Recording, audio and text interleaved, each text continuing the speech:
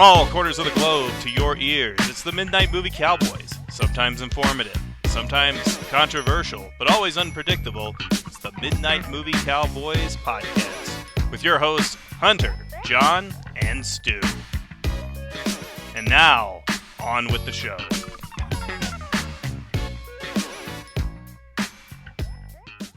Hello everybody, welcome to the Midnight Movie Cowboys for this week. You've got myself, Stu, here in Melbourne, Australia, and to my that side, over in Denver, Colorado, Mr. John Grace. Say howdy.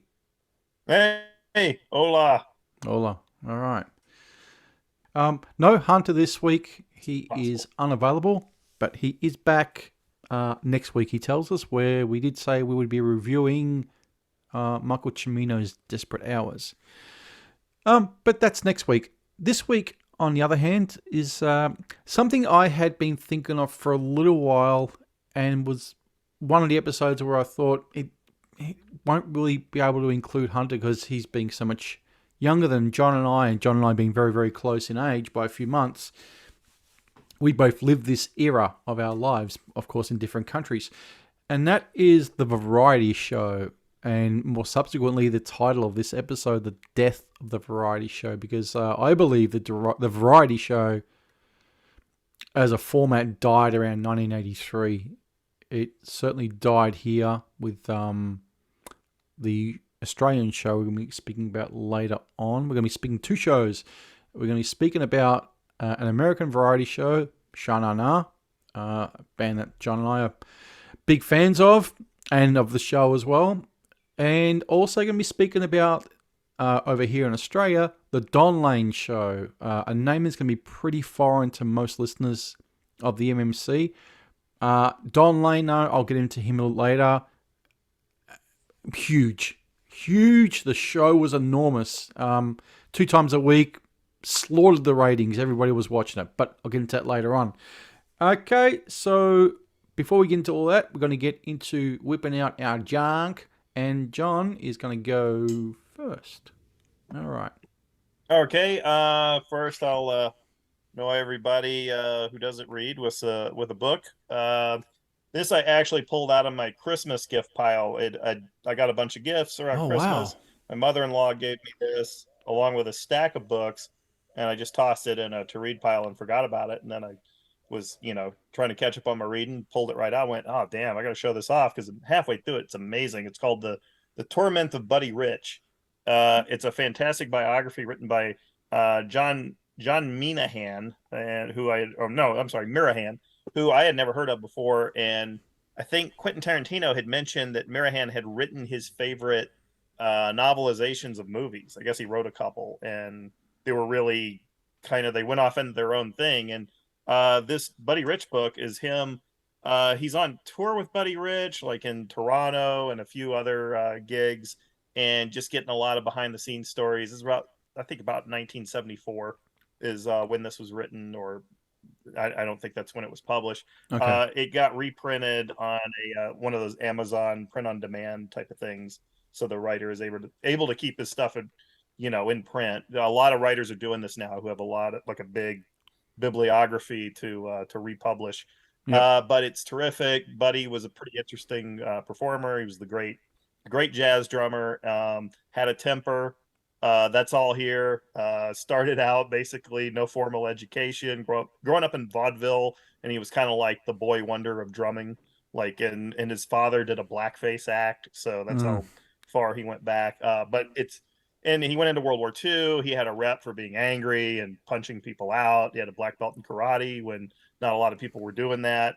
Hung out with the Rat Pack, Carson, all those guys. It's pretty fascinating so far. I'm loving it. And we'll probably go into music. Considered. If anybody doubts, I'm like, probably considered the greatest drummer of all time, even by. I think he is. I've been listening to his music a lot in recent years as I dive into jazz and big band and all that stuff. And he's amazing to listen to. I mean, this is rock and roll before it was rock and roll. Really. If you listen to him, it's exciting, intense drumming. Some of the stuff I got, because I got rid of a lot of my vinyl, so I got some pretty good credits. Let's see, this will be backwards on video probably, but Jazz Masters, a Bossa Nova box set. So it's a lot of different performers back when Bossa Nova music was big in the 60s. Um, Peggy Lee, who I guess was considered a jazz vocalist back then. I guess now it's called adult contemporary or whatever. But this is a rare 2-disc set of her best stuff. An audiobook offering here. Really? It's funny because Garo just shared a very funny Sherlock Holmes audiobook cover with us, but yes, he did. We get kicked off of these outlets. But this is a Sherlock Holmes audiobook. It's put out by Blackstone Audio. Okay, this is the Master of Blackstone Range. It's an interesting. It's like I haven't opened it yet, but what happened was a couple of years ago I bought this Sherlock Holmes audiobook written by Brian Clemens, the late Brian Clemens, who wrote for the Avengers and the Professionals. Wrote the Professionals, created the Professionals. One of our favorite TV scribes. Also wrote and directed Captain Kronos, Vampire Hunter. But yeah, he wrote a Sherlock Holmes radio play that I thought was great, where Sherlock Holmes meets Jack the Ripper, which has probably been done about 10 times, but had a lot of fun with it. It's done like old time radio. You got the actors doing the dialogue, you got the sound effects and music. So it's like an old radio drama, like The Shadow or something like that. And it's a lot of fun. And they had put out others written by other Sherlock Holmes or mystery scribes. And this is one of many. So I've been just kind of gradually collecting them over time when they show up cheap on Amazon. But if you're into audio dramas, I highly recommend them. And you've heard every Basil Rathbone and Tom Conway old time radio Sherlock Holmes program. Yeah. Let's see. And last, or well, one of the last items. This is pick this up. Der Ring, Wagner. This is 13 CDs. So I guess maybe it's the entire Ring cycle. I don't know. This is gonna be pretty fun to blast on my stereo that I have set up. And also, speaking of Buddy Rich, you've got the Max Roach, the collaborations, which is all of his kind of, I guess, dueling drums albums collected onto a box set put out in the EU, because all of these old jazz recordings, I think before like 1966 or so, are public domain in the European Union. So a lot of these companies are putting out these massive jazz box sets for very cheap. I got this for like this was $15. And you get like 4 or 5 CDs of all this music that is public domain there. And it's a good way to catch up on the music without, you got to buy the 24-bit remastered $30 special Blue Note edition of one album that runs 30 minutes, which is kind of a ripoff and makes it tough to get into jazz if you want to dive into it. And it's real expensive. It's discouraging, but this is a good cheap way to do it. And Max Roach was a terrific player. What is the other item? I had one more thing just to get a break from the jazz and the classical. Asleep at the Wheel, their Bob Wills tribute CD. Pick this up, which is a lot of fun. It's not really country music. It's more like it's Texas swing, which is a more vibrant form of country music in the 30s. Kind of a combination of big band swing music and a little bit of country for the lyrics. But it's a very fun CD. Nice. Very nice. But that's it for me. A lot of music from you this week. It's very young. Yeah. I'm getting the more where I've got that set up. I don't know if I've explained my stereo setup on the show before, but I've got a 1973 stereo receiver. So it's all tubes and it's got the equalizer right on the front. Yeah. I've got 1990s giant Sony speakers my wife got at a garage sale in the 90s. Long before she met me at a garage sale in Austin, Texas. She probably bought it from members of Asleep at the Wheel for all I know. And I run my CDs through a DVD player going through the 1973 receiver into the 1990 speakers, and it shakes the friggin' basement. It's like if somebody's playing guitar, a string instrument, it's like it's right there in your ear, because it's going through it's a digital music going through all the tubes and the analog outlets, and then it's like boom, it sounds amazing. Those 70s receivers, man, they were built to last. They will They're outlast all the modern unbelievable. ones. I mean, you'll get one you think, Dude. it's made in 75. This thing's gonna die if it's not delivered. No, they were built to Knocks you last. on your ass, man. Yep. It sounds alive. It sounds warm. It makes Yeah. digital crap sound really, really good. The problem is with the modern receivers, and here we go, they're going to complain again, but this is a truth. When they pack in so many components into a receiver, when you've got, a Blu-ray, a DVD, a CD, a phono, and you've got 12 different inputs, and you've got, HDMIs, you've got analogs, something has to give quality-wise at the end. The less is more approach to audio is you go with some audiophile's house. I bet you they're not sporting a receiver from modern times. They'll be hunting down those old ones, rebuilding them themselves if they can, or if not, going to a specialist to get them refurbished and brought up to basically near new quality. And they are blasting those things. They ain't buying the modern day turntables, maybe except for some of the really, really high end ones where we're talking $4.5, $5,000 upwards. Yeah. Or they're I think seeking Hunter out. took out a loan for one of those, right? Yeah, I think so. Took a second mortgage out for that, I think. Yeah, but they'll be tracking down those old Marantz turntables from like 1980 or the 70s or maybe early 80s. And getting the belts redone, getting it all, leveled out and the stylus, and those things were built, man. I mean, I've got a turntable now, which is a Audio-Technica LP60X, and it's fine, but it's a starter one because I was getting back into the vinyl. It ain't the one I'm going to be hanging on to for years. I'll probably give it to one of the boys, probably my 16-year-old, and sort of tracking down one of those other ones, even if it's a couple $100 for one of those older style ones, I will be digging into one of those. But if that's you done, Yep, I'm done. Yep. All right, I'm going to get into mine. Okay, so getting to my junk for this week, I have got some books actually. To start with, got some books in from Nez.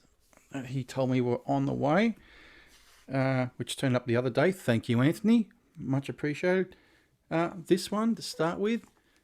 Don't know this guy, but I will look into it. Fred Zinnemann, an autobiography.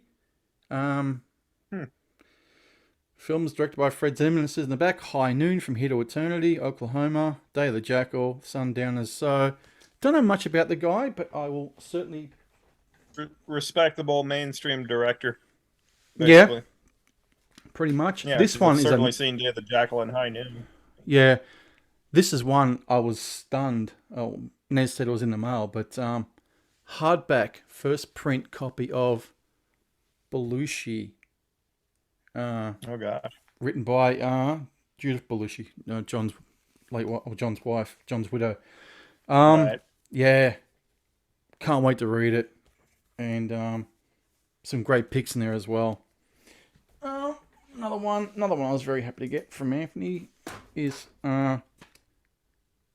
this one goes for a few bucks. I told Nez, he goes, just take it.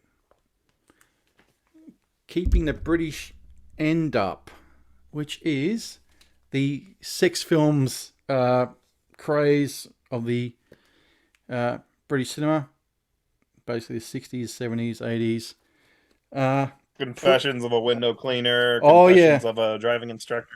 Yeah, the Timmy Lee films. The what's the other one I'm thinking of? Oh, bollocks! None of the Confessions ones. Oh, Adventures of a Plumber's Mate, Adventures of a Taxi Driver, all those sorts of ones. Right. Yeah. You know what stunned me was those Confessions movies were written by Christopher Wood, who wrote the scripts for Spy Who Loved Me and Moonraker. Yeah, I know. And starring... So maybe they need to get new James Bond scribes from softcore. Yeah, and starring an actor named Harry Booth, I think his name is. Who's... I thought, was it Robin Asquith? No, Robin Asquith was the one who played Timmy Lee. Harry Booth played his offsider. Harry Booth is the father of the daughter or the woman who married the British Prime Minister. What was his name? I forgot his name. So he was the father-in-law of a British Prime Minister at one point. Not John Major. Okay. Jesus Christ, I'm drawing a blank. And this is probably screaming me which one it is. It'll probably come to me in a minute. I remember Koo Stark was scandalous because she was dating somebody in Prince Andrew. British, Yeah. I don't know, politicians or royalty. Okay, Prince Andrew. Yeah. Yeah. That was the Prince Andrew got around, and Koo Stark was one of the conquests. Last book I've got. Yeah, when she made headlines, they Cinemax in America showed her movies, her smut movies, like right away. Oh yeah, if they were able to sell them in America, hell yeah, very easily. Nice looking woman as well. Yeah, she was. He was cute. Oh yeah. I bet you Andrew was pissed off when the royal family said, "Yeah, get yourself disassociated with her quick." I mean, he was probably still seeing her on the side, but he was not in public with her. I'm sure he was. That's at least a proper young lady. Yeah, not and 1 over 18 as well, Andrew. I mean, shit. Stay away from that island, that Jeffrey Epstein plane. Oh, you can now. He's gone. Here's one I found at the thrift store. Hannah spoke about it last week, I believe it was. $3. Chimino. Oh, wow. Didn't realize this book is only 5 weeks old. It was only published late June. So basically what I figure is this is brand new. I'm guessing the person who initially bought this read it and just gave it to the thrift store and donated it. Right. Yeah. So I picked it up. That was $3. So cool. And Hannah's been writing about that. So I am very, very keen to read it. Okay, getting into the home straight from the same thrift store. I picked up. This has still got the $1 price stickers on it. It's Skunk Anansi's album of Stoosh. This is the American version, though. Saw them live. Holy shit! This woman's skin, this front lead singer, freaking hell, unbelievable. The best female singer I've ever seen on stage. Basically, the female Iggy Pop, without all the drugs. Yeah, weren't they in Strange Days? Weren't they in that? Might have been, or just the song. Okay. I don't know. I've not seen Strange Days. Bigelow movie. Okay, no, I've not seen it. This is the American version, though, with a different running order or rearrangement song order. So it was really weird to not hear, yes, it's fucking political, the first song on the Australian release and the European one. That's further down, and it's weird to not hear All I Want is the second. That's towards the end of the album, but still a banging album, nonetheless. Okay, and to finish up... Apologies, people, I got crap everywhere. Went to a record fair yet again. Took my 16-year-old son to his first one ever. He loved it. He found himself Zappa's 200 Motels on vinyl. So, yeah. But I found some nice little things. $10. My favourite Wings album, Venus and Mars. Oh, wow. Yep. Absolutely my favourite Wings album, that one. Another one. Glad I found this. I've already got it on CD, but I've already got nearly all the other ones on vinyl from years ago. Bonzo Dog Band's Gorilla. Probably don't know if it's exactly my favourite Bonzo album. It'd be in the top 2. Another one I found was very happy to find this. This was basically mint condition. I like this album a lot. Quarter Flash, their first one. Hard to find on CD, that album. So I bought the vinyl for $10, I think it was. And last but not least, found this for a $5 to collect my comedy albums. Rodney Rude live. Rodney Rude's first one. The Australian comedian. Very, very famous Australian comedian. And that is it, mate. That's all I got. All right. All right. Having said all that, we are going to get into these 2 variety shows. Show that John and I have spoken about before in the past that we do like quite a bit. And first one that I watched anyway was Sha Na Na, featuring Barbie Benton as a special guest, who's really not in the show a great deal. Maybe 5 minutes or so. Yeah, not much. Bad sketch and musical number, which was kind of their thing. Yeah. So Sha Na Na, for those of you who don't know who they are these guys here. Yep. A sort of doo-wop band of the 50s and 60s style of doo-wop music, but they came about what, late 68? 68, I think they formed. They got big quick enough to perform at Woodstock, Yeah. which is really funny. Yeah. And it was almost kind of like a punk rock thing in that they would kind of try to antagonize the hippies in the audience. Like, I guess on one of their live albums, they actually say, you fucking hippies, rock and roll is here to stay, or something. Which, that's pretty punk back Oh then. yeah. So I think they're kind of overlooked when we think of that sort of that kind of defying the hippie Age of Aquarius style or whatever. Sort of like when you see the Ramones on Sha Na Na, they made an appearance on there. It doesn't actually seem that out of step to have It the doesn't. Ramones on Sha Na Na. No, Because it I always doesn't. thought the Ramones were kind of, it's a throwback to 50s style rock and roll. Yeah. And except it's just modernized to the 70s, but they fit in perfectly, I think. Yeah. But this episode, I guess Barbie Benton had a singing career. This is something I totally forgot about. Mhm. And she performs a cover of He's a Rebel. She's not really the best singer, but I think if you had a pretty face, they could get you on variety shows, and that probably counted. Yes, even back then, decades before Britney Spears, just looking good would get you a gig on TV, performing music. Barbie Benton's far career. better looking than Britney Spears. Way better looking. Yeah, she is. She's a great looking woman. And she fits in with the tone of the show pretty well, but the humor is almost like even more juvenile than Laugh-In. It's like that kind of almost harmless like grade school TV safe humor. Yeah, bad puns and bad jokes and just an excuse to get the guys of Sha Na Na to dress up in, hey, they're wearing a dress and wig. They're all competing for the Barbie Benton lookalike contest, and but Barbie Benton's like, she doesn't look like me. Yeah, but some of those jokes were genuinely funny. They actually made me laugh when I saw them. I thought, the humor is juvenile, as you said, but they were actually quite funny. The Barbie Benton lookalike contest, when Bowser goes at the end of it, goes, "Oh, we've got the 4 contestants, 1, 2, 3, and 4." When they go to speak to Kenny, because he's such a big guy, they class him as two contestants. But I mean, it's basically a 30-minute show, a blend of songs and skits. And it's just great to hear Sha Na Na sing. What they get, maybe 4 or 5 tunes into this show, I think. They really shoehorn a lot in. They're what I really noticed was interesting. Like when I was a kid, I loved Hee Haw, and that was a country music based variety show. And the thing about Hee Haw was, I realized most of the show when I watched it years later on DVD, most of the show they were lip syncing.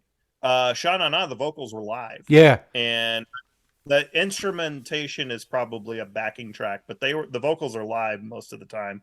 And I noticed that, so that was really cool. And another thing was, I noticed their format for the sketches is everything. It's like this block of Brooklyn or whatever. And I realized it was based on the Bowery Boys movies. So they're kind of like the Bowery Boys. Oh. Yeah, that's what I kind of figured out. And I'd have to watch more episodes, and a lot are kind of bootleg uploads on YouTube to appreciate. But I noticed that I think it's kind of based on, like, it's the Bowery Boys hanging out at the soda shop, and then suddenly, okay, we have the premise for the sketches right here. Because if you ever seen a Bowery Boys movie, it's always like, hey, he can predict the future. Let's open up a fortune teller outfit. Hey, he can box. Let's make him a fighter.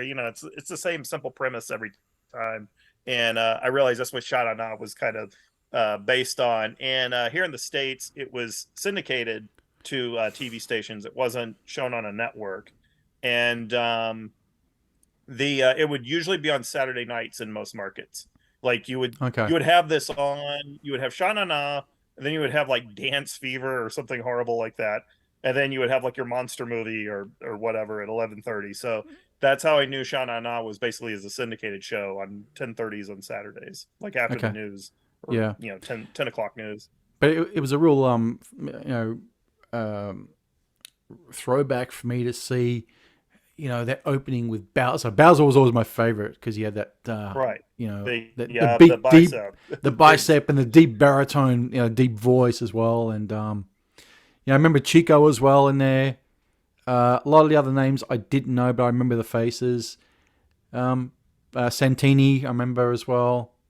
But yeah, it was just great to watch, and it was generally I walked away from this show, half hour later, going, if you were having a crappy day and you sat down and watched this, I defy you to say that your day didn't get better at least by watching this. Yeah. You don't have to like the songs. I mean, I do. I love them. I think Sha Na Na are a fantastic band.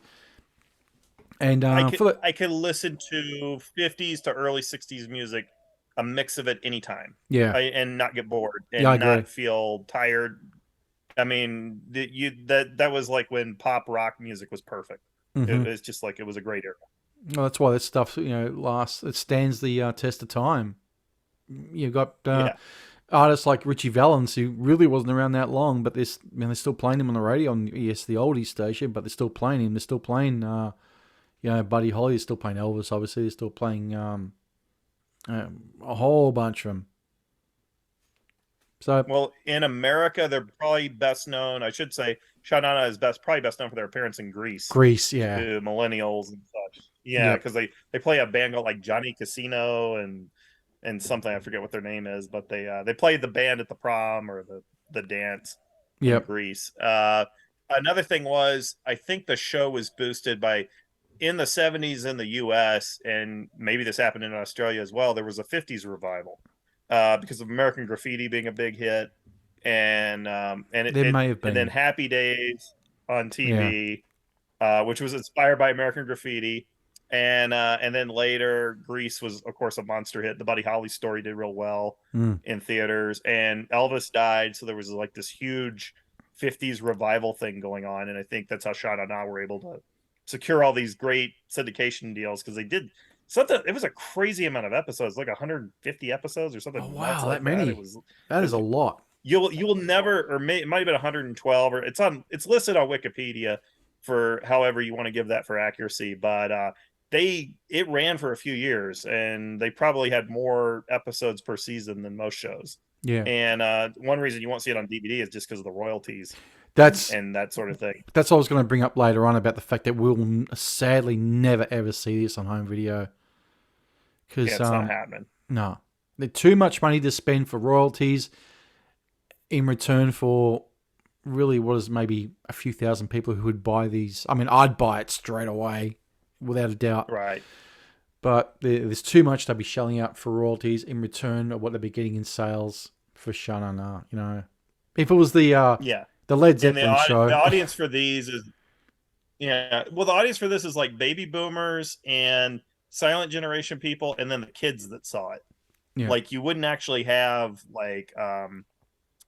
you wouldn't have much of that in between audience for it. And let's be honest, the baby boomers are getting old. They don't buy DVDs anymore. They're kind of done with that. And Gen Xers who grew up in this, we watch everything on streaming now. Most of us aren't buying DVDs and Blu-rays and such, except for the audiences of this fine show, but and the host as well. Mm-hmm. But yeah, the futility of putting Sha Na Na out on DVD or any disc format that's gone. It's just never going to happen. No, worse luck, because it was I mean, and this thing flew by when I watched. I'm like, Jesus, all over already. That was quick watch, and you think as well about before MTV. Oh yeah, way before. And you look at the members of Sha Na Na, you think, first of all, if we were to get at this moment in time right now, if there was to be a new variety show of this style, number one, who the hell would you put? Because there's nobody with any sort of personality like this group. Number two, would you have members in there who looked like Kenny, who was a big guy, who looked like your dad or your uncle? Most of them look like your uncle or your dad's workmates. And where's the marketability of guys like, and I mean, Bowser's great. John Bowman, I think he's a great personality. He's if Fred Gwynn ever have a twin brother, I think he'd be about the closest thing to it. He's got that same long face as Fred Gwynn. But yeah, none of these guys would be marketable today. But back then, no one cared. You could hear John, you heard the audience. They were screaming when they were on, and when they were singing, they were doing Mr. Bassman and Goodnight Sweetheart. And it's just great to see that people back then didn't care what they looked like. It wasn't all image based, and it wasn't all about marketability. It was the band, and that was it. And the talent that they brought. It was all, in the end, it was all about the talent that they had. Which is the other way around to this day. Well, bands have all marketability, but no freaking talent at all. Right. You couldn't do a variety show today with today's performers because everybody's kind of miserable. Like, what do you mean? You have the Billie Eilish Prozac hour or something. It's just not gonna. Everybody's miserable. Everybody's unhappy. Everybody's on antidepressants. Everybody's on lithium, or they hate their lives, or because they think it's supposed to be something else, or pandemic really messed them up, or whatever. You don't have a youth culture that embraces joy and fun, is what I've noticed. Maybe in sports a little bit. That's about it. Well, we got it kind of sort of with a Henry Rollins show. No one cared. Yeah. Lily Allen did it. He's not meant to host anything. Nah, he's not. He doesn't have a personality. He looked like a nervous teenager. He's a middle-aged man, but he's like a nervous teenager on that show. It was really weird to watch. Yeah, it was. Lily Allen did it in the UK. I think she was in the UK. I know she's British. Absolutely horrible. I saw one episode and said, this girl can't carry a damn thing.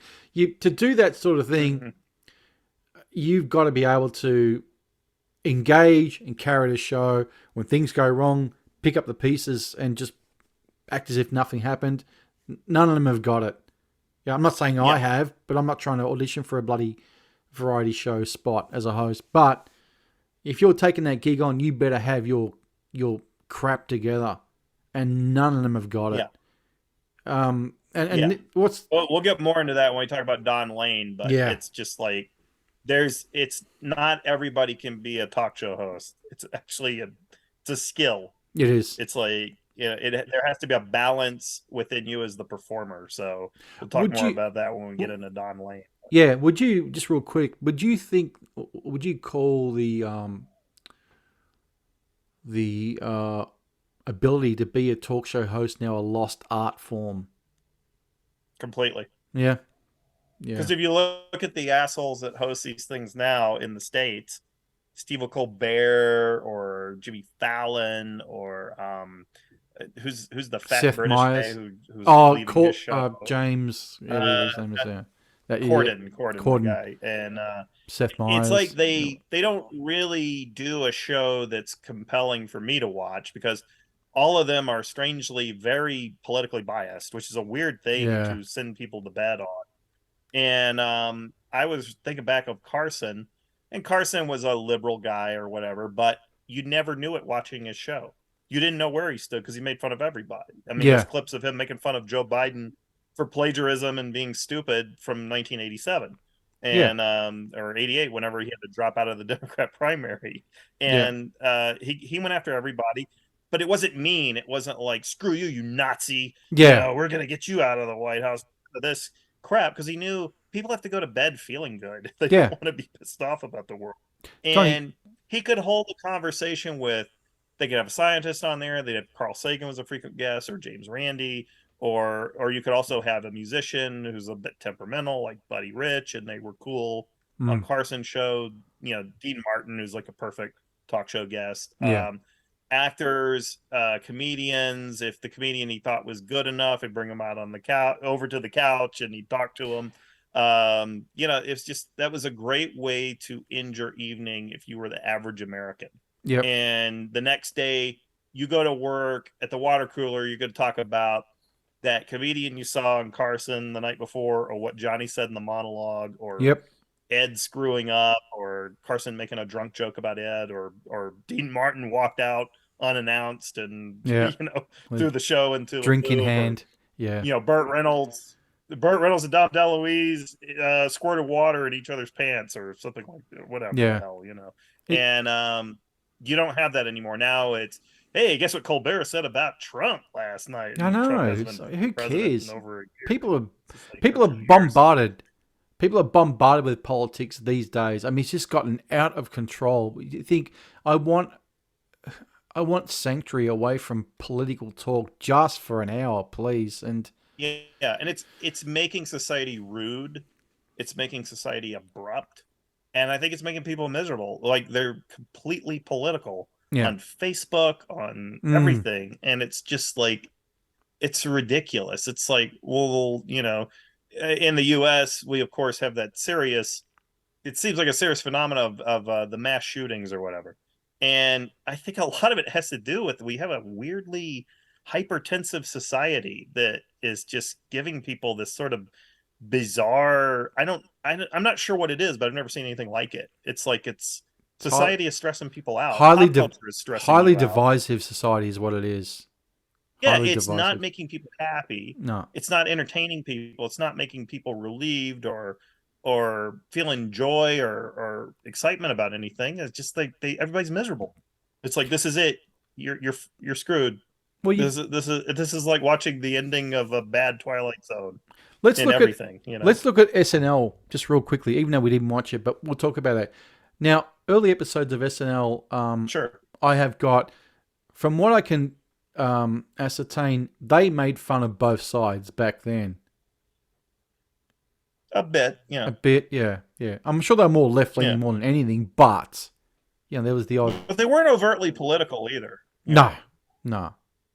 But it's not like they are today, or especially back in the Trump years where it was just insufferable to watch.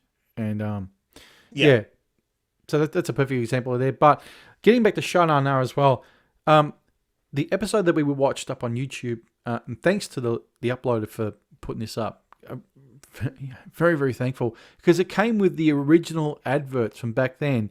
There was an advert, John, for, I missed the name of the brand, but it was a dishwashing liquid. Do you remember who it was? Lemon Fresh Joy. And see the actress who was in it?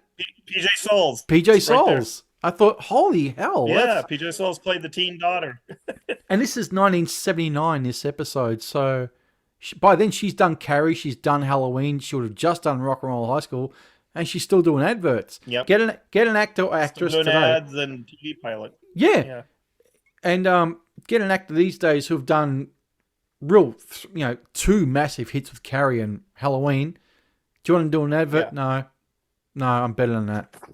Or they'll price themselves out of possibility by saying, Hey, quit fighting. Get off. My cats are fighting right now. Jeez. This one-eyed little monster. I can't really get him on the camera, but he's terrorizing Fez. Fez, just stay up here. Yeah. Jeez. Calm down, Fez. They hate each other. Oh, it's not good. Yeah. Hence why I don't keep cats. Not a fan of cats at all. But we probably shouldn't have gotten more than one. That way. They're too territorial, man. It's like, this is my domain. Oh, you got a second one? Shit's going down. But that's cats for you. But Sha Na Na, I mean, it was great to hear the songs. Just great to see, a lively a crowd and a lively cast. Just everyone just enjoying themselves and just giving you that feel-good factor.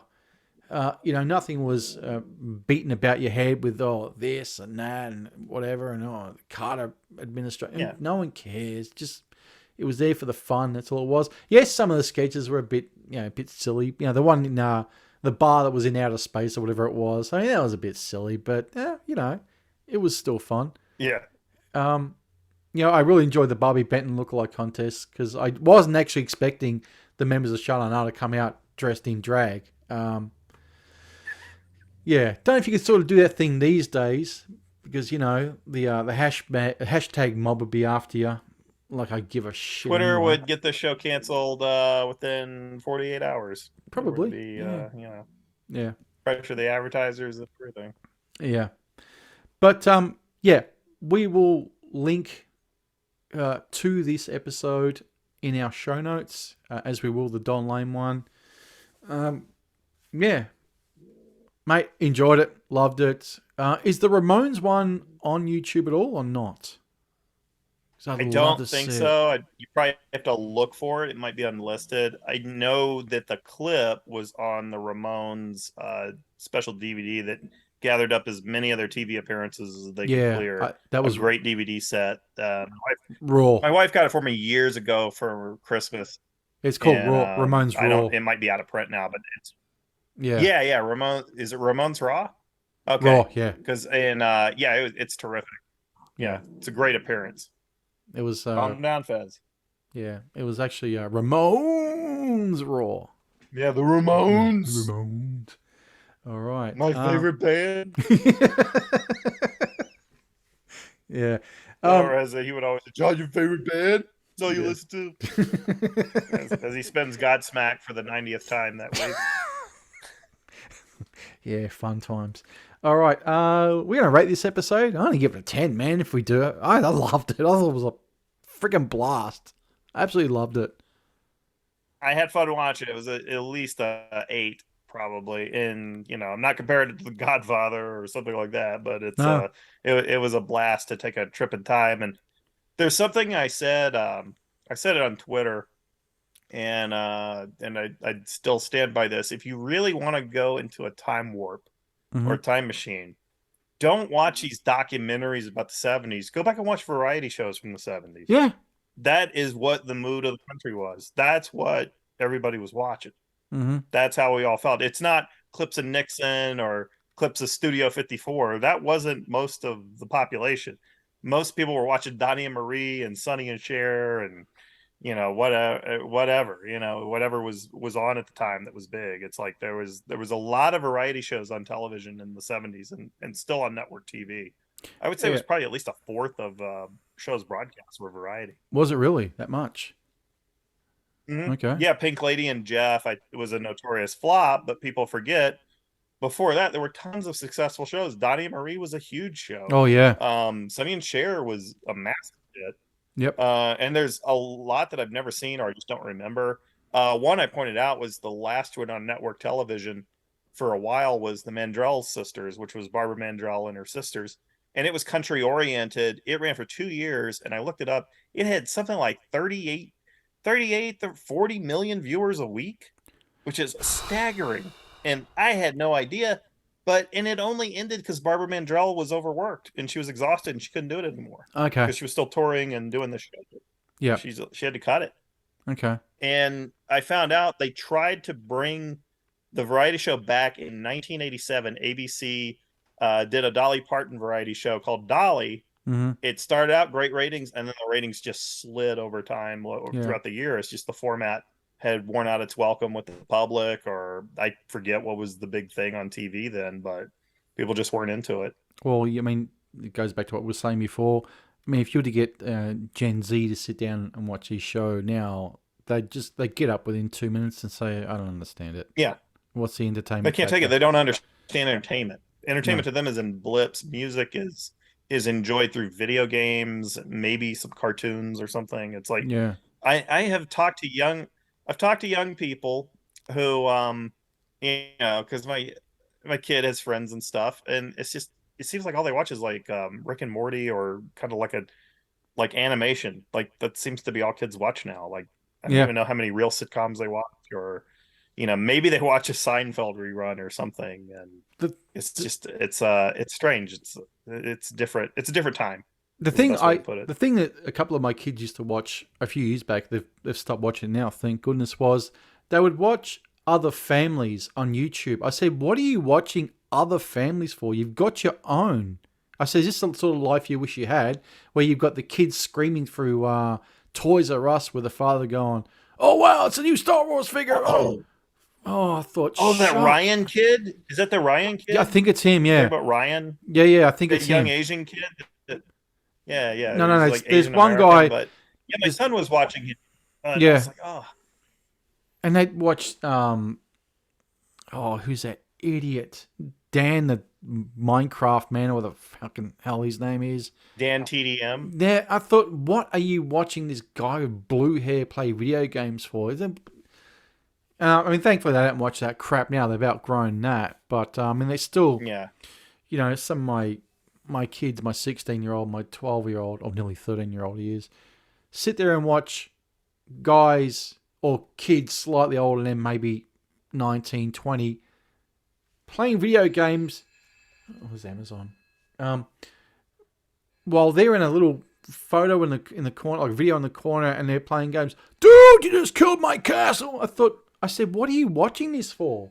Why are you watching people screaming at video games? I said, if anybody's playing a video game past the age of 18, and especially doing it on YouTube for little kids to watch, you need to be freaking investigated pretty quick, especially grown men. I mean, you need to be hearing that knock on the door by the feds.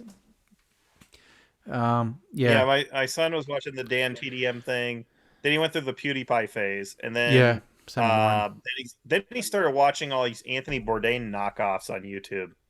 Oh, okay. There's this guy like Greatest Ever Food Review Show, Sunny. It's like this guy who his delivery is just like Anthony Bourdain's, like his rhythm of speech or whatever. It's like, and he goes throughout Asia and tries all these different exotic and often gross type of foods or meals or whatever. And there's several of these different guys that he watches, and they're all like inspired by, I guess, Anthony Bourdain shows of him traveling to different countries and eating different food. But there's a ton of these guys on YouTube, and I guess they must do really well because they've hired cameramen and producers. There's one channel. These YouTube shows do very, very well. They do. There's this channel I watch called Travel Thirsty, and you never see the guy at all. You just see, you know, him in the kitchen filming the staff and the chefs making everything, and then at the end his plate comes and he eats it, but you know, you don't see him chewing on food for 5 minutes. Like I said, you never see the guy, but he's racking up views of like 3 million. There's one he did on, and he travels around America, and he also does go internationally sometimes. He did a video about, I don't know, some Japanese lobster. 120 million views. I thought, how can 120 million people be interested in a Japanese lobster? I mean, it looks pretty because it's many colors on it, but I mean, there's money in it. He's getting some coin from YouTube for it, so good on him. But I think it's kids because all these videos are all ages, and that's probably why my son got into it. Yeah, and kids are fascinated by that type of, you know, looking around the world at different things to eat and all that sort of thing, and it's more of a childlike thing, and it doesn't have the Anthony Bourdain. Yeah, let me go hang out with this porn star, and we're going to talk about this bar we like to go to. It's you know, Bourdain's stuff is an adult oriented show. Yeah, definitely. And these are basically aimed at juveniles. You know, that's all ages. So it's like, you know, we don't see what these guys do with their plumbing, you know, after the cameras are off. So I think that's what it is. And kids are fascinated by the different culture thing and different food, and you know. Because, you know, it's not like Marvel movies make them excited about movies. No. Put it that way. I was, going back to the Sha Na Na show, I was very, very happy to see the episode, commercial, sorry, because I like those old commercials. It shows how things were then and how, you know, you can go to Hungry Jack's. It's called Hungry Jack's here, but it's Burger King. You go in there for 38 cents, you can get a yo-yo with your meal deal, and you know, that seemed to be a big thing that they were advertising. All right, Faz, is it safe? You can go? Okay. All right. And, you know, they'll advertise laundry powder, and just, you look at the ads now, you think they would never make ads this, I'd say the acting was stale at best, but it wasn't there for the acting. It was there to push the product. That's what you're there for. Whereas now it's all about, the cinematography and the acting and the products, and it's this car wax. I mean, you got it all ass about. Well, you know what I found really interesting? There's a travel agency ad in there. Yes. In the Sha Na Na clip. And, you know, a common meme you see around right now, because everybody's so against, they are convinced chemicals and high fructose corn syrup are making everybody fat or obese, and it's a government plot or whatever. You always see these memes. It's like, beaches today, and it's all these fat people, and then beaches of the 70s, everybody's skinny and ripped. Well, this travel ad kind of proves no, we weren't necessarily in better shape back then, Nope. because the men in the ads are all these flabby dudes that haven't done a Y- push-up since high school, and, Yep. and and they Yep. all But it's the real they thing. It's not, getting a bunch of 25-year-old guys who work out in the gym, 10 times a bloody week, and yeah, yeah it's real. I mean, you see the people in the ads, they're in their 30s and 40s. Not today. You're pushing that shit by yeah 20 somethings at yeah, the the latest. woman will look like a decent looking middle-aged woman, and then the husband looks like E.G. Marshall with his Yep. shirt off or whatever. And it's just it's like, Yeah. okay, this is kind of how it was. It wasn't these memes and or things that you see which shows all these ripped people, which were probably taken from advertising or film where they screen the extras to make sure they had no fatzos in there. Mm-hmm. Yeah. That It's was, just that's just reality, because I don't remember anybody being super muscular or ripped or anything back then. It's just everybody just kind of looked average. yeah. And there was that video of or that advert of that one group of teens, and that black teen. He goes, "You telling me I can be an engineer?" Or something like that. He said. No way would that ad play today. Wait, you telling me I can be an engineer? Yeah, that was so funny. Oh man, that was funny. But look, we'll finish up with Sha Na Na. Hey, check it out. It's on YouTube listed as Sha Na Na with Barbie Benton. It runs about 34 minutes. The actual episode is 29, I believe it was, because the uploader hasn't worried about cutting it off, and they've put some more adverts on the end of whatever came next. Then there was a thing called the Guinness Game. You know this show, John? You ever heard of that? I've never seen that before. I looked at it New and to said, me. I watched and I go, oh wow, Bill Bixby, cool. I didn't know this show he did. No, it wasn't Bill Bixby. It was another guy. Who was his twin brother? I forgot the guy's name. I looked it up, but I go, don't sound like Bill Bixby, but geez, it does look like him. But it wasn't him. It was someone else. But it was called the Guinness Game, and it was pretty dumb. There's a guy called Mr. Ego. He called himself this dude with this backwater dude with a ponytail who could balance himself onto, I don't know, it was just ridiculous. And there were 3 panelists who had to bet so much money that he could go as long. I don't know. It was really, really dumb. It was only a few minutes of the thing, but Stu, there was a law back in the U.S. in the 70s that game show hosts had to either look like Bill Bixby or look like Bert Convy. Couldn't be one or couldn't be in between. Yeah. Had to be either one of those guys. Dark skin, dark hair. Because I looked at it, I go, man, Bixby was a busy cat. He was doing the Incredible Hulk and doing the Skinner Game. Oh no, it's not him. But I tell you what, if you guys watch this and you see that little 5 minutes after Sha Na Na, you'll go, yeah, Stu, I see what you mean. He looks like Bixby a lot. But anyway, we'll move on from that, and we will go into the Don Lane show. Yeah. As I mentioned, one that a lot of people would not have heard of, but if you lived here in Australia, you knew it because it was enormous. It played 2 times a week, Monday night, Thursday nights, and on Channel 9, and was basically required viewing. Everyone was talking about it, especially around this time. The show finished in 83. That was his last one. I don't know what happened. I think they cancelled it. Don't know why. It was still immensely popular. Don't know if they could afford Don Lane anymore. Anyway, bit of a backstory on Don Lane. He's an American host, actually. Born in New York, and came to Australia in 65, I believe it was. He's born in 33, if memory serves. Came to Australia in 65. The cat agrees with me, I think. And throughout most of his career, swanned in and out of Australia. Would come here for a few years, go back to the States for a little bit, come back to Australia for quite a few years. Then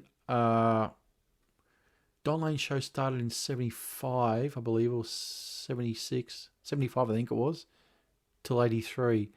Don then went back to the US for a little bit, came back to Australia in the late 80s, I believe it was, went to the US again, and then came back here and stayed here. Eventually passed away here in 2009, and is actually buried here in Sydney, which was his home. Even though the Don Lane show was filmed in Melbourne, Don himself actually lived in Sydney, as we see with the South Sydney Rabbitohs jacket that he wears. He was a lifelong member of the Rabbitohs team, Russell Crowe's team. Yes, that team.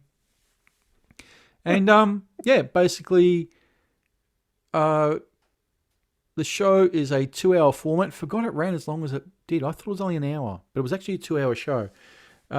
Don was a jack of all trades. He was a host. He was a singer. A good singer. No, not so much. But he had that sort of sort of crooner style voice. He wasn't exactly Sinatra or Dean Martin, but he was not unlistenable. He wasn't. It wasn't like, oh, got to turn him off or got to put him on mute. I can't listen to him. He was okay.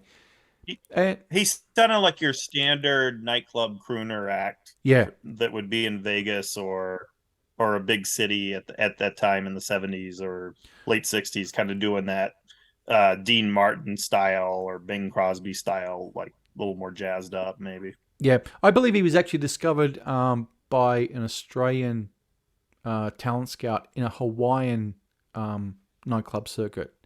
Even though he's a New Yorker through and through, he was actually discovered in a Hawaiian one. Brought here in 65 to fill in for a comedian. I don't know, was it Dave Allen? It might have been, who was doing a show here. Yeah, I think it was Dave Allen. Yeah. I looked it up. He was recommended by Wayne Newton.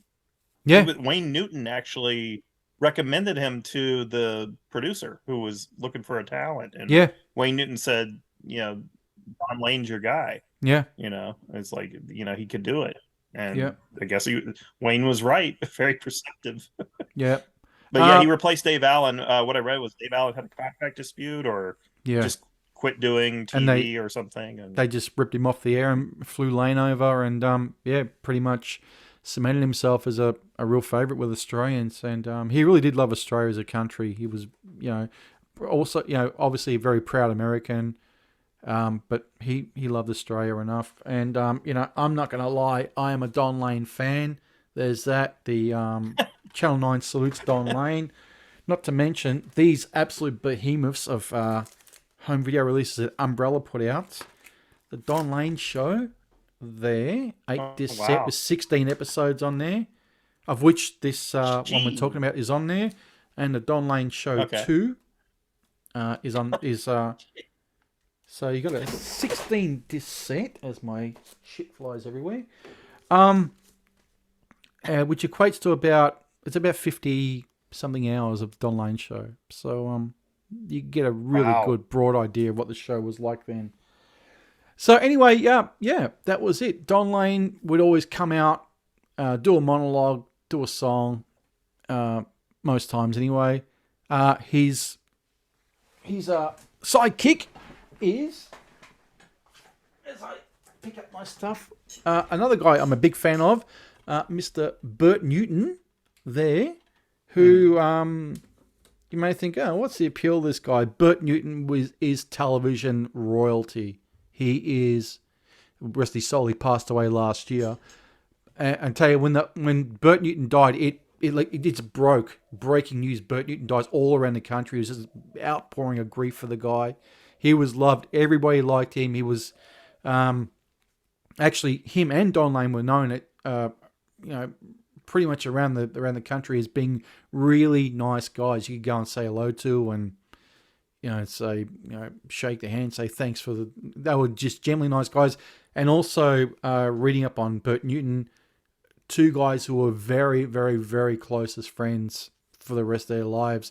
Don Lane brought Bert Newton in 75 when Newton said his career was pretty much on the slide. The producer of the Don Lane Show suggested someone else. Don Lane said, no, I want Bert Newton on there with me, or I'm not doing the show. And they brought Bert in, and it was literally TV magic with those two. They were a hoot together. And the chemistry shows really, they knew. Bert was saying in an interview I read, he could pretty much anticipate what Dom was going to say next for a show that was basically unscripted. Yes, you had a script with, okay, we're going to be interviewing such and such, then there's the musical number, then there's the Don's Wheel, but a lot of it was off the cuff humor. So yeah, you would have that. Then you would have, on this episode, we had, an interview with Rolf Harris, which I did not know was on this episode.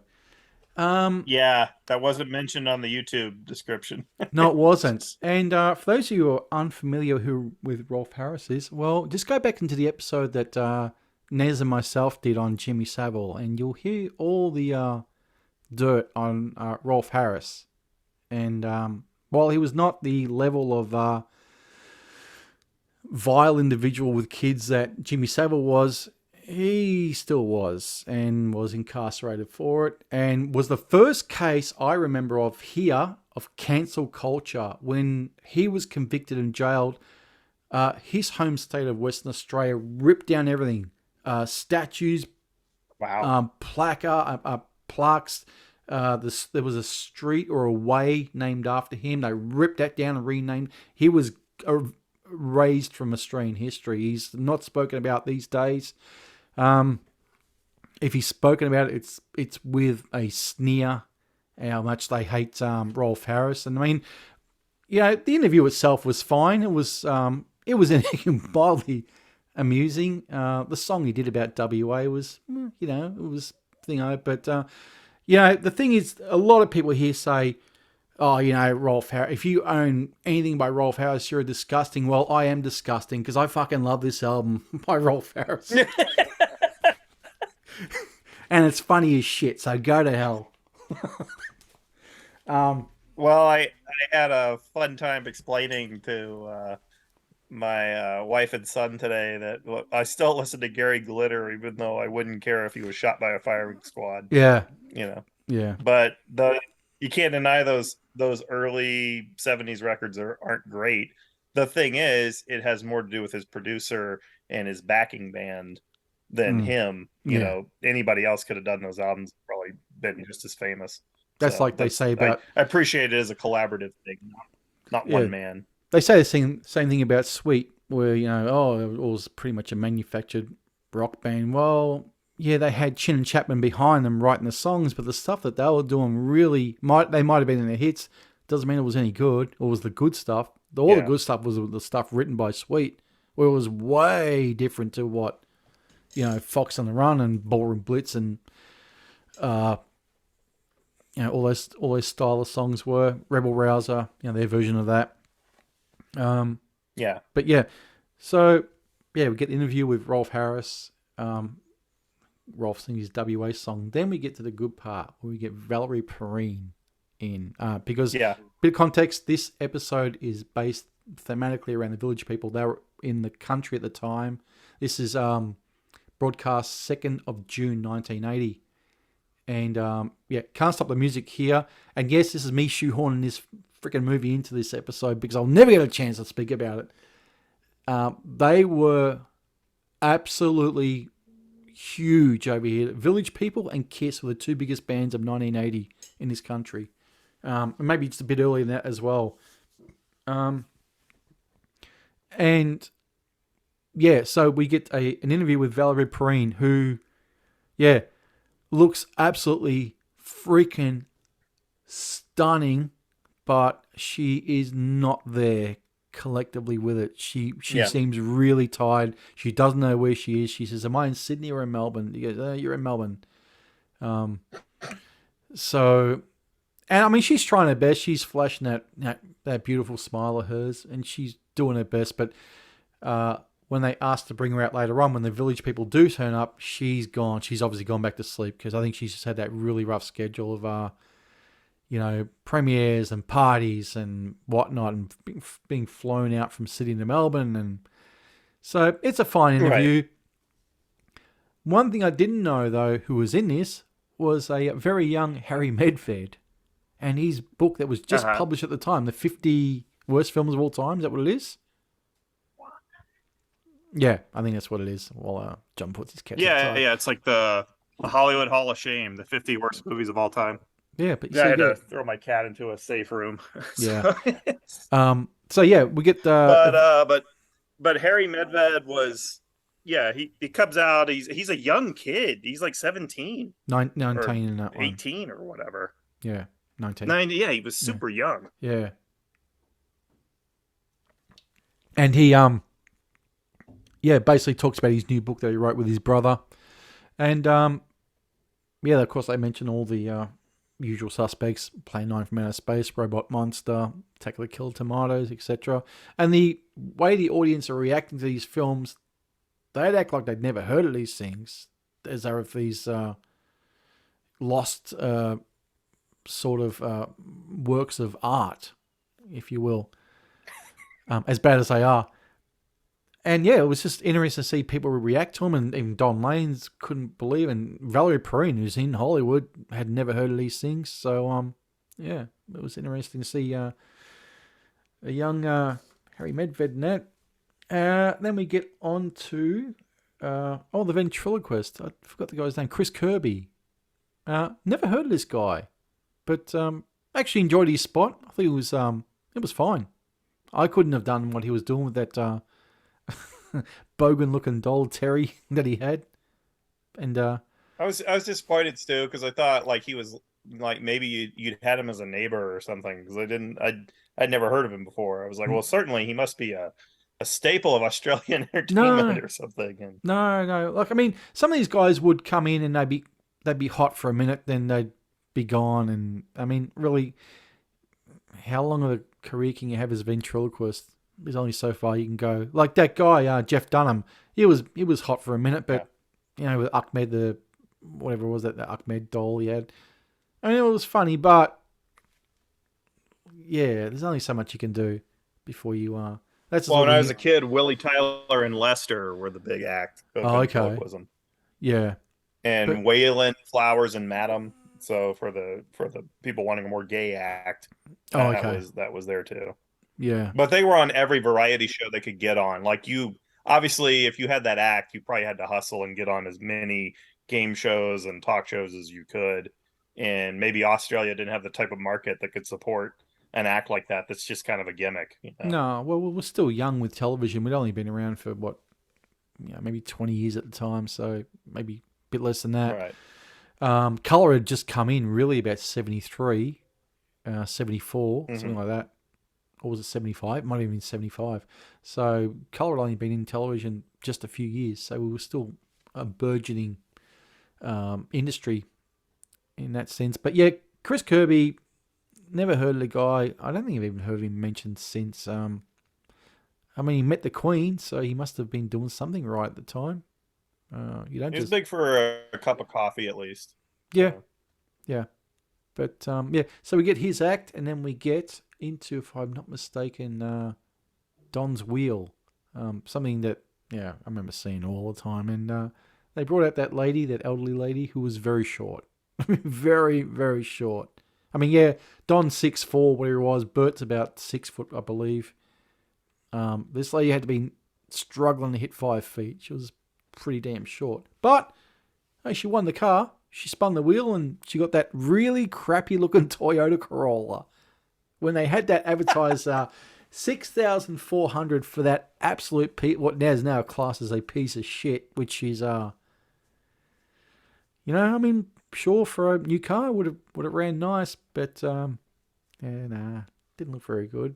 But I'll bet another thing. Bet you it's a damn sight safer, that car, than what new cars are. Those made of carbon fiber pieces of shit that they've got that crumple as soon as you put your finger on them. But yeah, the car, when I looked, I go, oh, yeah, okay. I had one like that. That was my first one, and it was awful. But yeah. Yeah, so she spun the wheel, hit number one, got the Toyota Corolla, had to answer the question. Think she was struggling with the answer because I could see Bert in the back going, Nellie Melba, like that, giving her the answer. I mean, I think there was a brief shot of Bert saying Nellie Melba, and then her answering the question. But yeah, it was good. And then we finish up with the Village People coming out. Obviously, having just done a show at Festival Hall. Festival Hall is really, really close to where I work, and I'm not kidding. Very, very close to where I work these days. We're talking like a minute's drive. Or Festering Hall, if you went there in the summer, because there was no air conditioning at all. It was like a sweat box. But yeah, Festival Hall was a big deal back then. So they would have gone from West Melbourne, where that is, to Richmond, where GTV9 was. So yeah, it would have been looking about a 15-minute drive. So basically finished their show at Festival Hall, changed, and straight over there. But yeah, we got a good maybe 15 minutes with the Village People. They perform Can't Stop the Music. They sit down for an interview, and they seem a lot more with it than Valerie Perrine is. But yeah, it was great. Thoroughly enjoyed it. So what were your thoughts on this show, John, being a first-time viewer? It's interesting when you recommend it to me. I never heard of Don Lane before, and I started watching it expecting him to be Australian. No. And he comes on, he's like, "Hey everybody, how's it going?" I'm like, "Wait a minute, he's like this Jewish Italian from New York. What's going on here?" Yeah, he's like a Guido. Known as the Lanky Yank. That was his nickname here. Yeah, then I looked him up, looked up his story and everything, and a fascinating trivia footnote was he was originally cast as Eddie in Who Framed Roger Rabbit when they couldn't get any big name actors to commit to the project. Yeah. And I think because they'd asked like famous actors, and I guess actors were baffled by the concept, and they had him kind of as a retainer in case they didn't get Bob Hoskins or anybody else. They were going to go with Don Lane, and which I can see why, because he's got like that kind of he's got a Bogart look. He's like a tall, thin version of Bogart, so I could see why he was considered for the role, and was like the second. He was the second choice in case Hoskins couldn't do it. But I looked up his story. It was pretty interesting. I have never known of a situation where a foreigner was brought to another country and put into a talk show and suddenly probably have the #1 talk show on easily TV. I've never heard of that anywhere. Yeah. And I was wondering, because I know that Johnny Carson did not allow the Tonight Show to be seen in England because he wanted to be able to vacation in England, anonymously without anybody knowing who he was or being recognized. So I'm wondering, did he do the same thing with Australia? So he could come to Australia and not be recognized. He may. I don't know. He may have, but then again, England is a lot closer than what Australia is from the US. It's a long ass flight. And I know Carson loved going to England, and he was always trying. The story was he was always trying to get Benny Hill on the Tonight Show.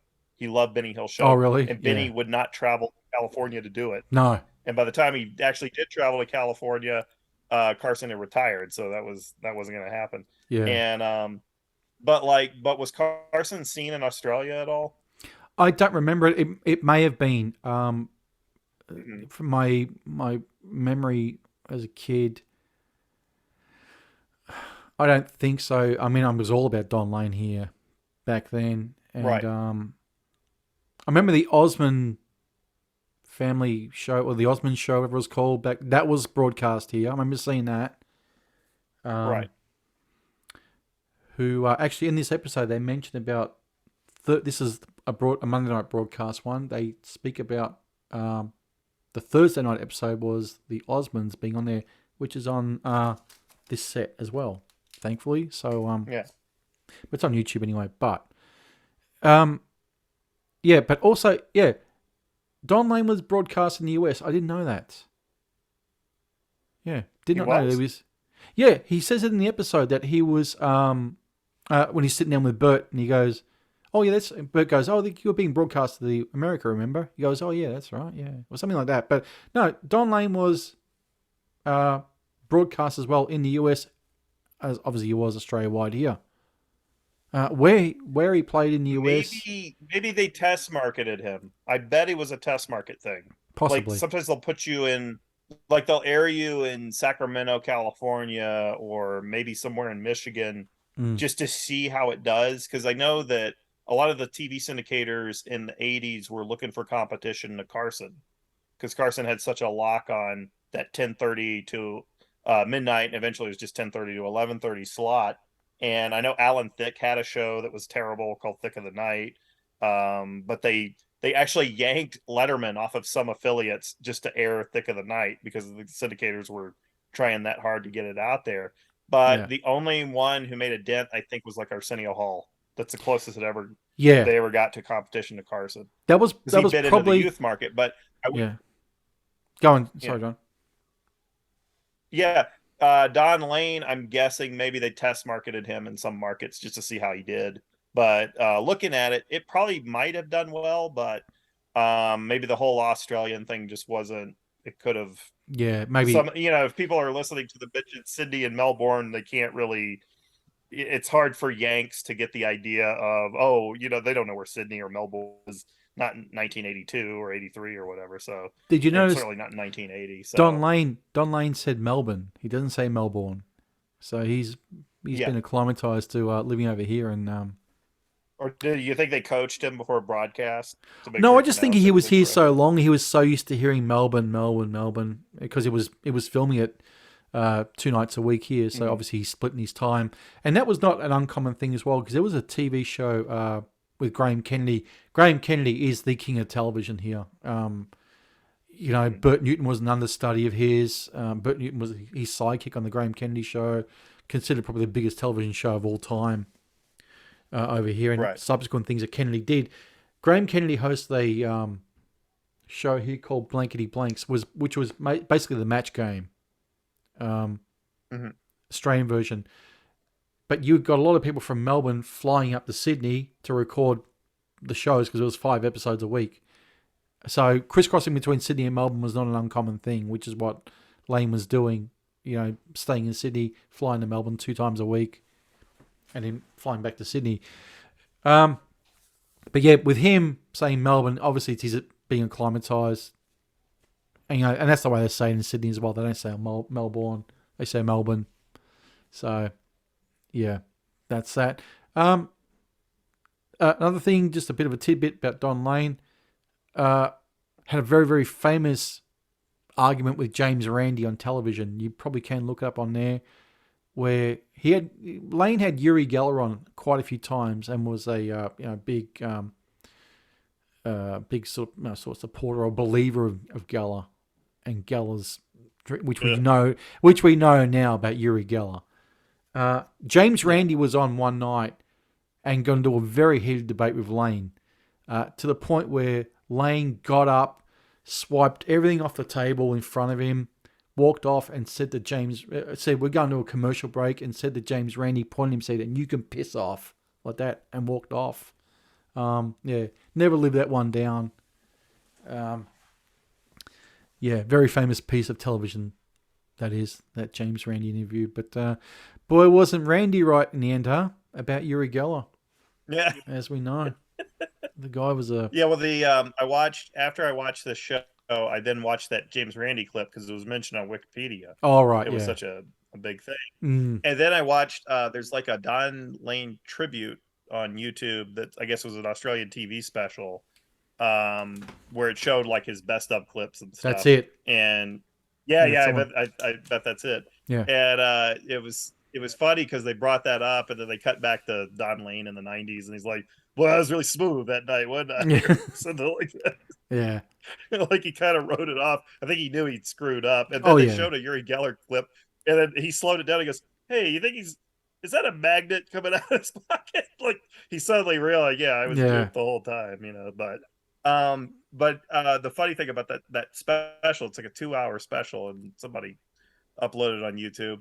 But it was funny because he intros it with a narration. He's like, "There's an old Aussie saying." It's like this guy sounds totally New York, and he's giving me Australian philosophy. He really hilarious. He really ingratiated himself. Basically. He really ingratiated himself into Australian life and Australian culture as well. It was, very, very interesting to see a guy, a very, very prominent New Yorker, really, melding himself into an Australian lifestyle. And actually had quite a Yeah. bit of a hit back in the early 90s, I believe it was, hosting on the ABC Channel 2 the American football. So they would play a NFL game on here, and Don would host it every Saturday or every Sunday, whatever it was. I can't remember. Monday it might have been.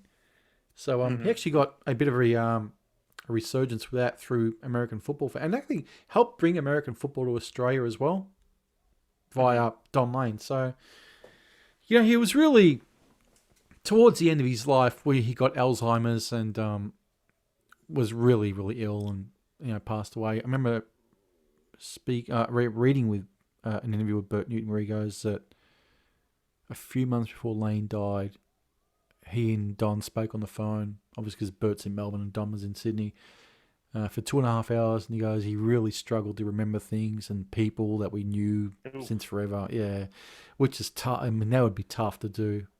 And yeah, that was that. But yeah, I mean, this box set these box sets are great. I remember watching the episode where Gene Simmons and Ace Frehley came out in mid-November 1980 on an episode. That is on this, even though it is not listed on the back as all the special guests. They got Robert De Niro, Peter Allen, Clovis Leachman, Dusty Springfield, Village People, Billy Connolly, Stevie Wonder, Demis Roussos, etc., etc. No mention of Kiss. I'm wondering if that is because they don't want the Kiss Army or the Kiss Corporation after him going, hey, our image rights. Yeah. We want money. But there's no mention of Kiss anywhere. I think Umbrella was playing their cards close to the vest there. Yeah, I think so. But these are great sets. I picked them up when they were $20 each at a clearance center. They are gonski now for many, many years. And unfortunately, Umbrella never put any more than 2 volumes out. Whether these are the only episodes that survive, I don't know. Did they sell maybe enough to put out more? Obviously not. But I mean, I'm glad. I'm thankful for the 32 episodes that are on there. The 50 plus hours I've got. More than happy about that. But yeah, that's it for the Don Lane show. It was enormous. It was required viewing. It was to what Americans did with Johnny Carson, Don Lane. Australians did to Don Lane. Just sat down and watched the guy. And yeah. Never see his type of game. We'll never see another than Bert Newton again. I mean, there'll be people who try. They ain't their arsehole. They're not even close. And yeah. Well, we haven't seen anybody in the U.S. close to Carson at all.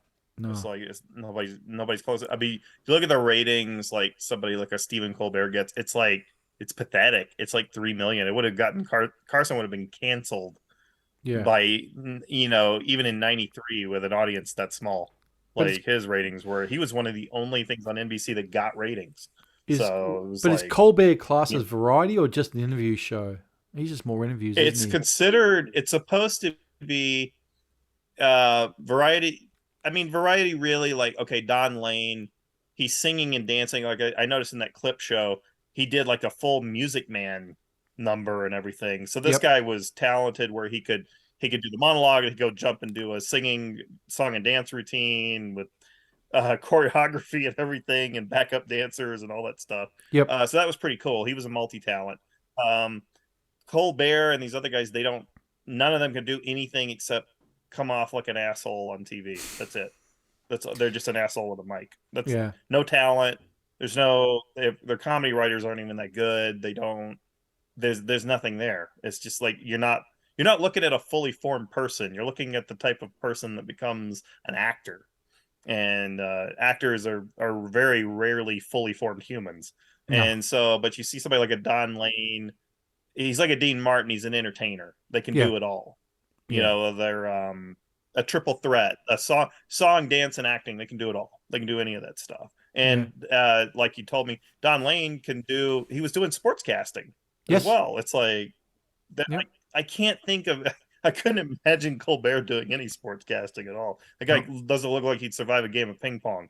But it's like or who's the other one? The guy who used to be Adam Carolla, or is Adam Carolla's big friend, Jimmy, whatever his name is, on ABC. Like all these guys, none of them have anything to them. They'll all cry for Democrat policies and whatever the government wants and all this stuff. It's like, I don't want that stuff in my entertainment. I want entertainment.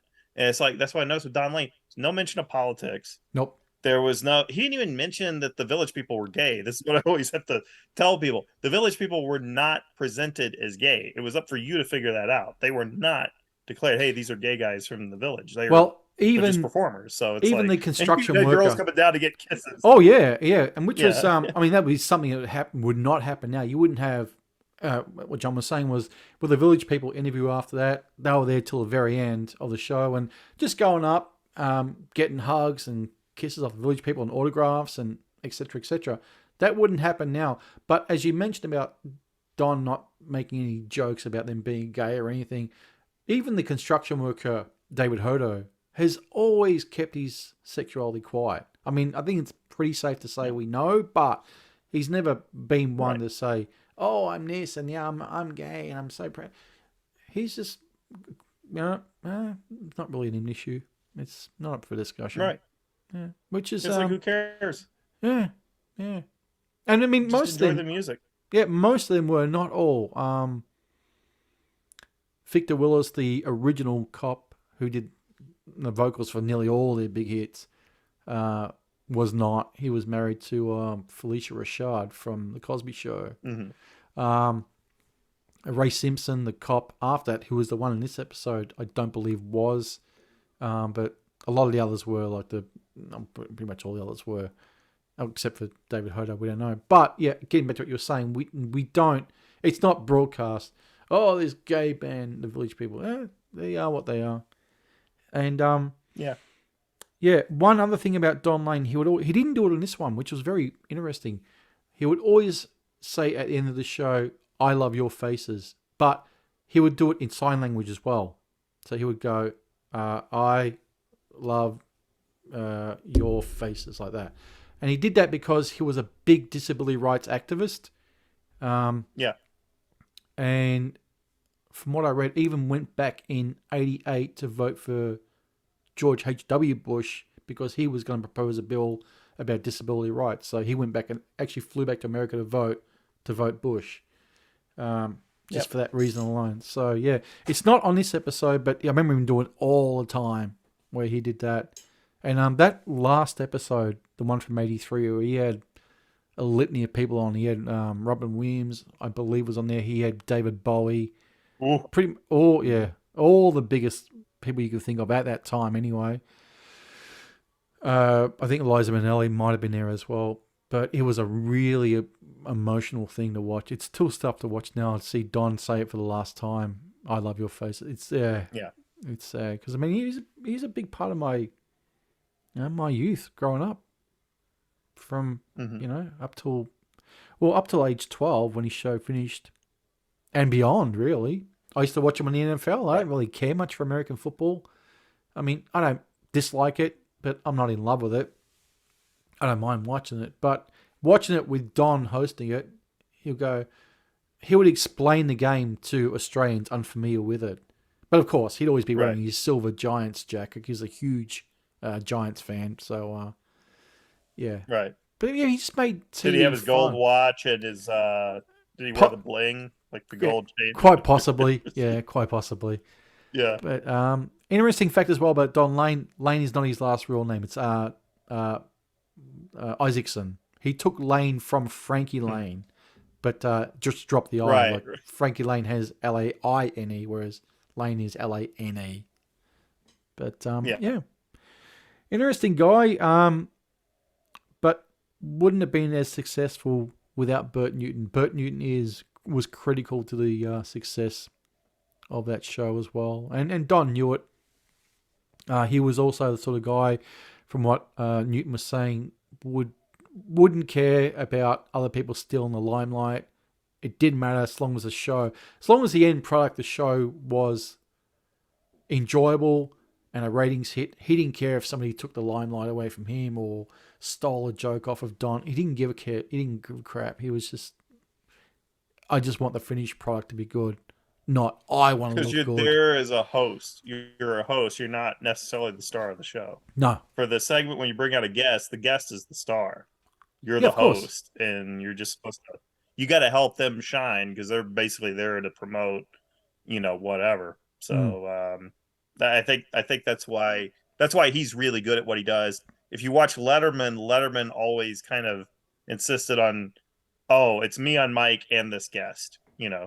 It's like, forget who the guest is. You got to watch me. Howard Stern kind of had the same issue, I think. Okay. And it's where it's a different thing when you're a host doing it well. Carson never was there to outshine the guest. No. And I noticed with Don Lane, he wasn't trying to outshine the guest ever in this one, this 2-hour episode I watched. At no time did he ever try to steal the limelight. No. And now in the clip with him and James Randi, obviously Randy offended him because I think he was friends with one of the psychics that Randy was talking about. I think that's what got to him emotionally. Yeah. And that's where he blew up. I think Yeah. he lost his cool. So yeah. But hey, made for great television. And, yeah, it did. It was kept his name out pretty there. compelling to watch. It was, but Yeah, exactly. But it would be funny if some of his football commentary was uploaded just to hear him explain to us. Listen, you Aussies, that kind of New York way. Yeah, oh yeah. This is how the game is played with the pigskin, and the Steelers are going to be throwing a good game here. Yeah, but it was good. He would be on before the game. That actually seemed interesting. I'm going to watch more Don Lane. I think whatever I find on YouTube just to check this out. I certainly can't get those umbrella discs anymore. No, well, it looks like the uploader of this episode has got these 2 sets and uploaded all the episodes on there, so they're out there for you to watch. But yeah, with his football commentary he did on the it was ABC or Channel 10, one or the other. He would, I think it was the ABC. He would be on before the game. The show would always open with a montage of football, sort of like a football montage. To John Mellencamp's "Paper and Fire" was the song that would play at the start of the show. So every time I hear that song, I think, oh, well, it's the old football show of Don Lane. It's that song. That's hysterical. Yeah. And Lane would be on before the game, sorry, at halftime and then after the game as well. And just giving his insights. Yeah, it was a lot of fun. It was the time that I was compelled by American football more than any other. And again, I don't hate the game, so don't come to me saying, oh, you hate America. No, the game, it's okay. I can watch it, but it's not something I'm not invested in. I'm not like an Eddie Trunk. Oh, my Giants lost. Oh, they're going to play the Dallas Cowboys this week. I'm going to bet on them. And I don't care. It's just, whatever. In America, it's more part of the culture. Oh, I can imagine. I could certainly imagine. So, yeah, I'm not... like you wouldn't believe. Yeah. I was in there in 2015. Deflategate was on at that time, and I freaking heard everything about Deflategate. It was everywhere. You couldn't escape it. So, I understand what you're talking about in Boston. So, anyway, I'm going to wrap it up. Yeah, man, I really enjoyed this episode. This is another 10 because this is just the enjoyment factor on artistic I was very merit. entertained by it. I was surprised how entertained I was. Yeah, I'm glad you liked it. I really am glad you liked it. I figured you'd get some sort of enjoyment out of it, but yeah. I thought I did tell you that Don Lane was American. I mustn't have. Doesn't matter. Good surprise. I think you might have mentioned it, but I probably didn't hear you, or it was... I just forgot about it when I started watching. I went, wait a minute, he's American. Yeah. What the hell? Yeah. Because, Mel Gibson talks and he still sounds Australian, Yes. Yeah. But, so I was thinking, he was like Mel and he came over here when he went to Australia when he was a kid and, or whatever. But no, he was like a young, probably in his 30s or whatever when he went to Australia and became a TV star. So yeah, in his early 30s. He would have been 46 or something when he did this one. But quick point I want to bring up about Valerie Perrine was 36 when she did this interview, just about to turn 37. I want to dispel a theory that the manosphere has about when women hit 30, they become washed up. I disagree. Watch this and tell me that is a woman at nearly 37 who's washed up. I'm calling bullshit on that. You are grifters. Well, did you notice the most fascinating aspect of that interview? He asked her about Superman 2, which had not been released. Oh, and she yeah. said, I shot that 5 years ago. Yeah, and he goes, what's the holdup? She goes, oh, the Salkins wanting more money, which ended up being the case. It was all the Salkins in the end. Yeah. So, yeah. I remember it got released in England like a year before everywhere else or something crazy like that. Yeah. Yeah, we got it in 1980, I believe, and US got it in 81, didn't you? That one. Yeah, it's summer of 81 is when I saw it. Yeah. I think we got it at the same time as the UK, or Europe, I should say, which was, it would have been 1980. So, yeah, it wasn't far away by the time that interview was done. Also interesting to see her conversation about an upcoming film she was doing with Jack Nicholson, which ended up being The Border, which wouldn't come out till 2 years later. And they're describing illegal aliens, which she said, as wetbacks. Yeah. Yep. And whatever the other term was that Lane used, but it was just openly said without any sort of afterthought about, oh, I shouldn't have said that, which is the most right exhilarating thing to watch with this and with Sha Na Na. What was said was said. No one even gave a care about afterwards and thought, oh no, the repercussions, because fuck that. I'm just glad to see. It even says on the back of the box here, the inappropriate content of this show. I thought, it's not inappropriate. Yeah, it's inappropriate by today's stupid standards, but not by then. There was never things like that mentioned in the newspaper. Today's standards, there's no bitter women. Everybody is a unit or something. I don't know what the hell it's supposed to be today. We're all Marilyn Manson on the front of the Mechanical Animals album. We're just, non-gendered human beings. We're just... He predicted the future. He did. Our Nostradamus. Yeah. Marilyn Manson predicting the future back in 98. Holy shit. 25 years on and he got it right. But yeah. Yeah, look, man, I'm going to give this a 10 out of 10. I loved it. I thought it was great. I'll be diving into this set over the weekend when I've got a bit of free time. I cannot wait to really catch up on these. And, yeah. Just relive my youth, I guess. Yeah. Because modern television sucks. I can see why. Yeah. And it's miserable today. And Sha Na Na as well. I'm going to see if I can track down some more of those and watch those. Because hell, that was just as much fun in its own way. But before we go, let's give a shout out to our Ko-Fi donators this week. We only got one. Mr. Ben Spar gave a very, very generous donation again. So thank you, mate. Guys, we're going to keep pushing this. So don't think that you're going to try and outrun it. We're going to push it every week. Ko-fi.com/Midnight Movie Cowboys. The link is below. Please help the show out. Send us a few bucks, whether you want to do it recurring every month or if you want to do a 1 month or a one-off donation. It's up to you. But look, pour money into this show. It is all going to go back into the show. So, yeah, it's not going anywhere with nefarious means. There's no, money laundering a la William Dafoe style from To Live I and Die don't in look LA. at this as a money maker at all. It's not. But, I mean, it just helps keep the wheels rolling with, fees that we have with, Zoom and all the other platforms we've got. And if we need new software, again, as I said, some are free, but some are not.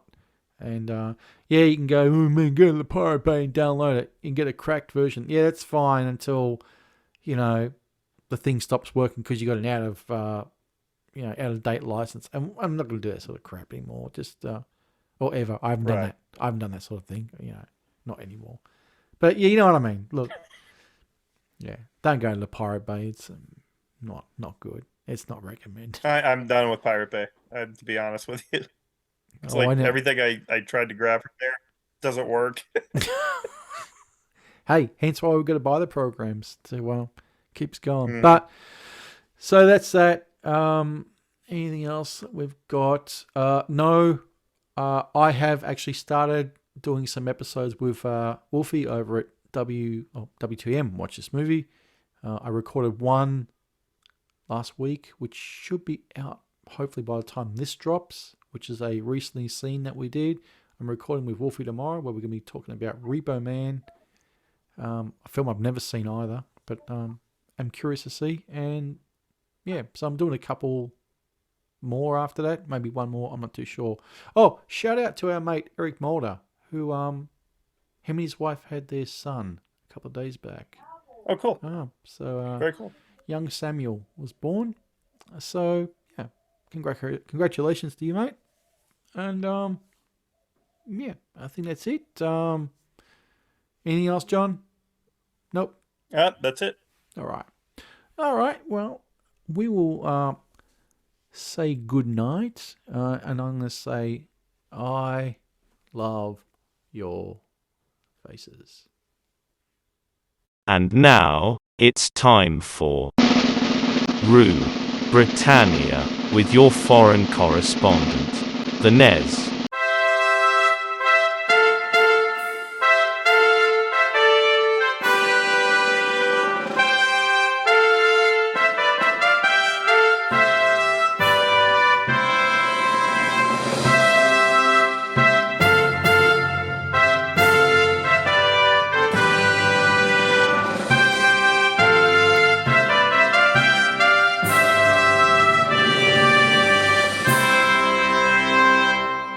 In a move that will surprise no one other than those who still think that Go the Gay Way should have been included in Top Gun Maverick, the BBC apologised this week to, well, frankly, let's see, Prince William, Prince Charles, ex-royal nanny T-Leg Burke, and last but not least, Meghan Markle's wife. The apologies in relation to the 1995 episode of the BBC documentary series Panorama, featuring disgraced BBC journalist Martin Bashir, not least given how Bashir and the production team faked bank documentation to manipulate the deceased ex-princess into consenting to being interviewed. Putting it bluntly, screwing two heirs to the throne and accidentally killing the mother of the heir to the throne well necessarily tops the idea of employing Savile for atrocity. It was only a matter of time before one of them took the BBC to the High Court and sued them. One of them did. All hardly surprising given how the BBC also faked an allegation that Prince Charles was in a relationship with the royal nanny T-Leg Burke that he managed to basically persuade her to have an abortion. Suffice to say, none of this was ever true. Consequently, it was these rumours that persuaded Diana, Princess of Wales, to consent to an interview with the BBC in the first place. The BBC and the High Court apologised and agreed to pay damages to all four and promised never to repeat the episode of Panorama in question ever again. Naturally, these days I don't pay the annual BBC £153 licence fee and don't miss the BBC at all. The BBC. My part in its downfall. Twats, and ex-model cam ex-vacuous zombie in a frock cam ex-human serviette Kate Moss stunned the London media this week by alleging that during her career she was bullied into taking her clothes off.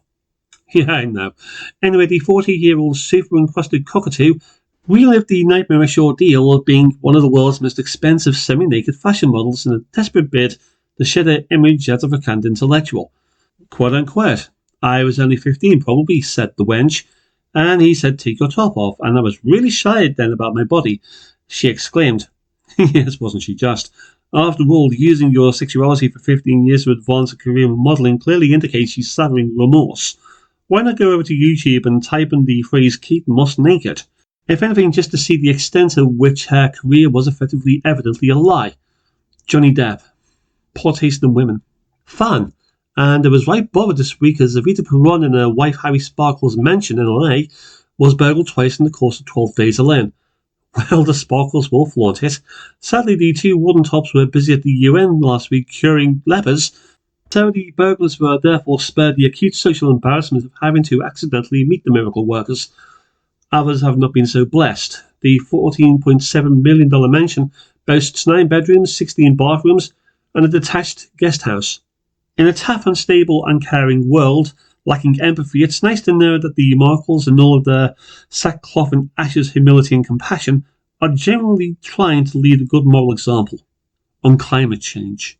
Finally, further notes in passing, Actor Martin Clunes gets into a dispute with his neighbours over their plans to build a residential site for gypsies. Surely the point about itinerants is that they don't actually want a site to begin with, if you ask me. Meanwhile, former BBC newsreader Jan Leeming recovers in France after being physically assaulted. This 35 years after having acid thrown in her face. Well, people will work for the BBC. And a bunch of clinically brain-damaged ex-rugby union players are now suing the English Rugby Football Union over their injuries. Which begs the question, who are the most brain-damaged of the two? The players or the spectators? I'll toss a coin. Pax.